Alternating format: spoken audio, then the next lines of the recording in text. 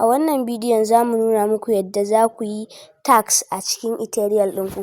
Da farko za ku zo ku taɓa nan inda aka sa article ɗin nan a ƙasa, in kuka ga wani guri nan article, nan za ku shiga. In kuka shiga zai kawo ku wani page kamar haka, zai canja muku page. To ga articles ɗin nan, wayannan duk su ne, kaga ga ƙwaya ɗaya, ga ƙwaya biyu, ga ƙwaya uku, ga huɗu. To za ka duba wanne ne sabo. Kaga in muka lura wannan sabo ne, yau aka ɗaura shi ƙarfe 8:15 July 8.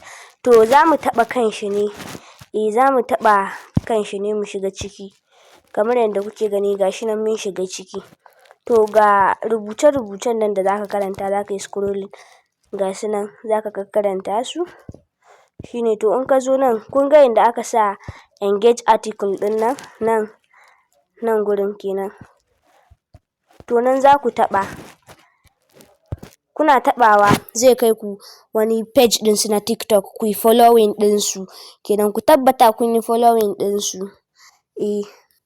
Zai kai ku page ɗinsu.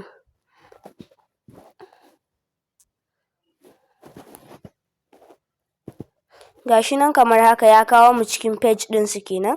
To kun ga sai ku taɓa follow nan gurin, wannan follow button ɗin. Shi za ku taɓa nan inda aka ce follow. In kuka yi following ɗinsu, ku tabbata kun yi following ɗinsu tukuna. In ba ku yi following ba zai yi ba. To ni ban riga da na buɗe a TikTok account ba ne. To in kuka yi following ɗinsu, kuka koma ciki, kuka shiga, kuka koma cikin Ethereal ɗinku. To sai ku dawo baya. Ku dawo baya, kowa ya san yadda zai dawo baya, zai taɓa nan ne.